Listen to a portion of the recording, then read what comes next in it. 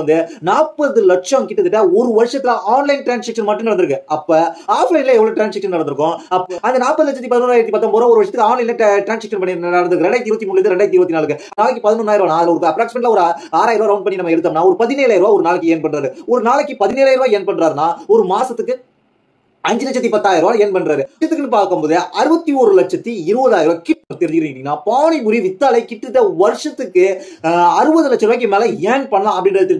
வணக்கம் நண்பர்களே, என்ன ஆச்சுன்னு கேட்டீங்கன்னா பல பிசினஸ் பல கோடி போட்டு பிசினஸ் பண்றவங்களை தாண்டி ஒரு ஆளு கிட்டத்தட்ட இப்போ வந்து 40 லட்சம் கிட்டத்தட்ட ஒரு வருஷத்துல ஆன்லைன் டிரான்சாக்ஷன் மட்டும் நடந்திருக்கு. அப்ப ஆஃப்லைன்ல எவ்வளவு டிரான்சாக்ஷன் நடந்திருக்கும்?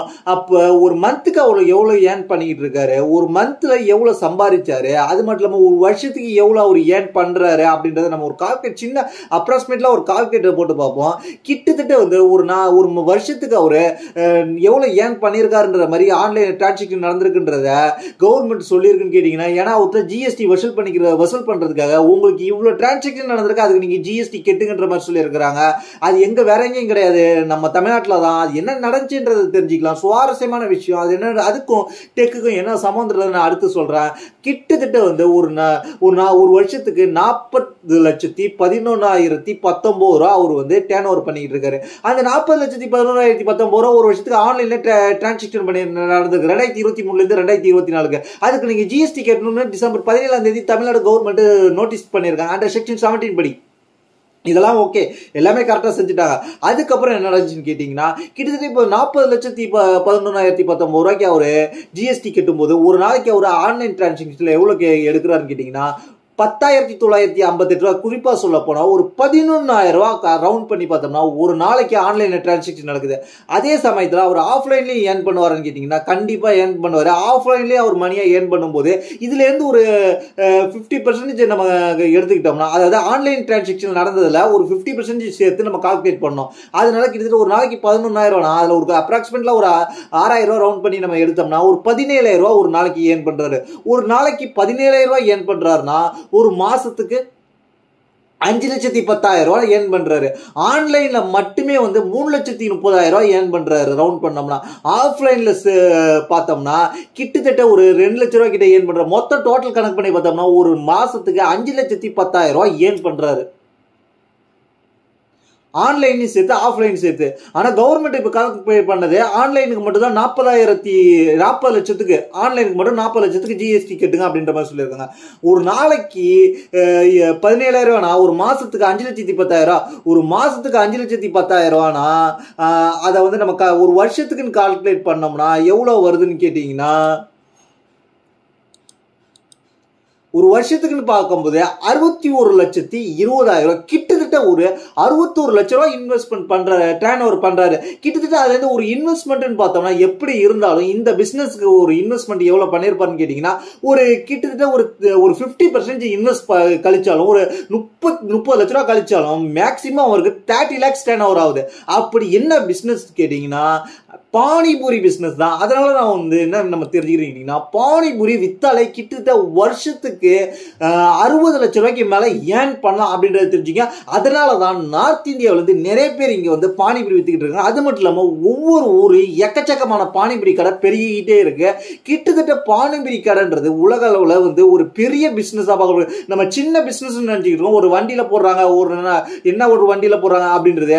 ஆனா வந்து ஒரு நாளைக்கு அவங்களுக்கு வந்து மழை புயல் எந்தவித இடையூறும் இல்லாம அவங்க கடையை கம்ப்ளீட்டா ஃபுல்லா ரன் பண்ணாங்கன்னா 61 லட்சம் ரூபாய் கிடைக்கும். 61 லட்சம் ரூபாய் அவங்க ஃபுல்லா ஏர்ன் பண்ணுவாங்க. அப்படி இப்படி ஒரு மாசத்துல வந்து கிட்டத்தட்ட மழை பெய்யுது அந்த மாதிரி சிச்சுவேஷனுக்கு ஒரு 10 lakhs தள்ளி விட்டுட்டாலும் வருஷத்துக்கு அவங்களுக்கு வந்து 30 லட்சம் ரூபாய் இன்வெஸ்ட்மெண்ட் பண்ணி கிட்டத்தட்ட வந்து ஒரு 60 lakhsல 10 lakhs வந்து லாஸ் அப்படின்றத தள்ளினாலும் ஒரு 20 lakhs அவங்களுக்கு கிடைக்குது. 20 lakhs அவங்களுக்கு ஒரு வருஷத்துக்கு கிடைக்குதுன்னா ஒரு மாசத்துக்கு எவ்வளோ அவங்களுக்கு கிடைக்கும் ப்ராஃபிட் மட்டுமே அப்படின்றத பார்த்தோம்னா அது நம்ம கணக்கு பண்ணுறோம். 20 lakhsன்றது ஒரு வருஷத்துக்கு. அதை ஒரு வருஷத்துக்கு நம்ம ஒரு மாசத்துக்குன்றது போட்டோம்னா எவ்வளவு கிடைக்குதுன்றதை நம்ம தெரிஞ்சுக்க முடியும்.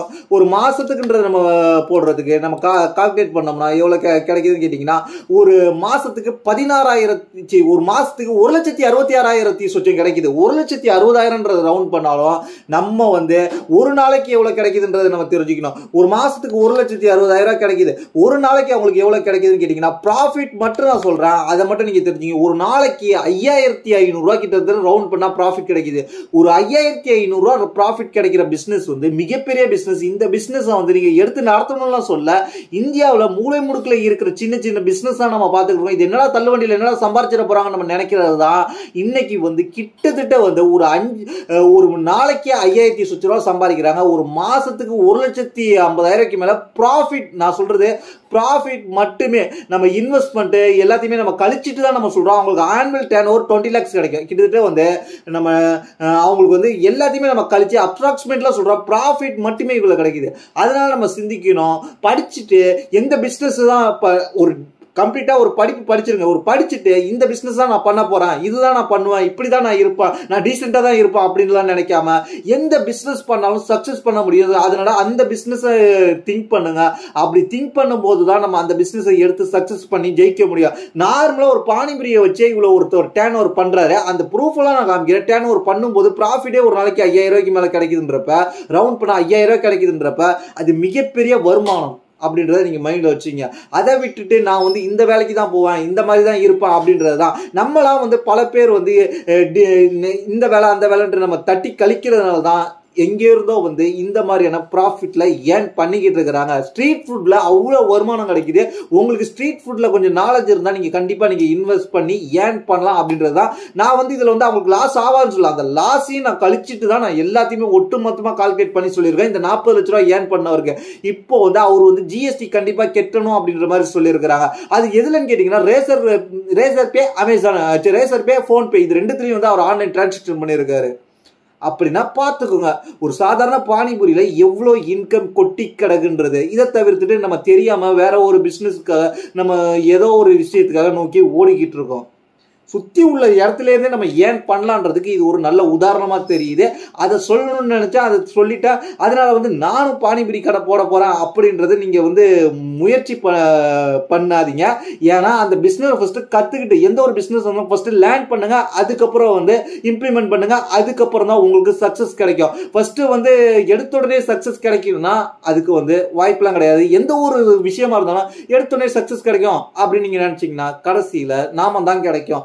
எடுத்தோடனே எதுவுமே சக்சஸ் பண்ண முடியாது, கொஞ்சம் கொஞ்சமா தான் பண்ணலாம். ஆனா இந்த ஒரு பிசினஸ்ல இவ்வளவு இருக்கு அப்படின்றது இது வந்து ஜிஎஸ்டி கேட்டு சொல்லியிருக்காங்க. அதனால வந்து நீங்க ஒரு பெரிய லெவல்ல பிசினஸ் பண்ணணும்னு அவசியம் கிடையாது. ஒரு சின்ன லெவல்ல பிசினஸ் ஸ்டார்ட் பண்ணாலே பெரிய லெவல்ல மாறலான்றதுக்கு தான் சொல்றேன். அதனால வந்து உங்களுக்கு படிச்சுட்டு வேலை இல்லைன்னா யோசிக்காம சின்னதா பிசினஸ் பண்ண ஆரம்பிங்க. உங்கள்கிட்ட கொஞ்சம் இன்வெஸ்ட்மெண்ட் மூலயமா, நான் பெருசா இன்வெஸ்ட் பண்ணோம் அப்படின்றதெல்லாம் ஆசைப்படாதீங்க.